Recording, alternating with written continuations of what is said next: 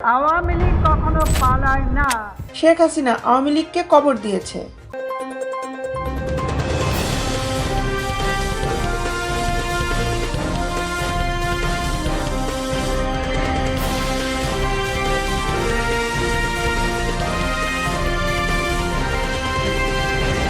বিএনপির চেয়ারপারসনের উপদেষ্টা আবুল খায়ের ভূঁইয়া বলেছেন, রায়পুরে আমি মহিলা কলেজ প্রতিষ্ঠা করেছি।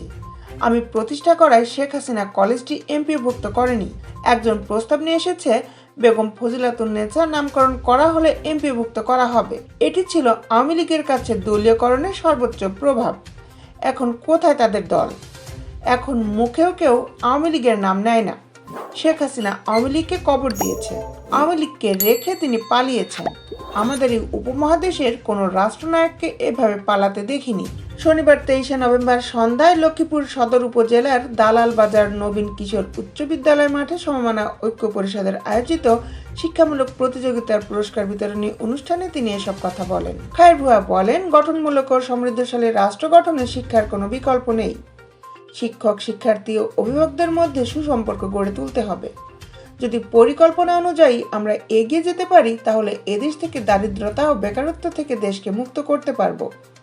মানুষের অধিকার প্রতিষ্ঠার গণতান্ত্রিক মূল্যবোধ প্রতিষ্ঠা হবে। সমমনা ঐক্য পরিষদের সভাপতি কামাল হোসেন বিলাসের সভাপতিত্বে ও সাধারণ সম্পাদক বেলায়েত হোসেনের সঞ্চালনায় এতে বিশেষ অতিথি ছিলেন ব্যবসায়ী এইচ.এল. রশিদ পাটোয়ারি টিটু, সুপ্রিম কোর্টের আইনজীবী নাজমুল করিম রাব্বি সহ আরও অনেকেই।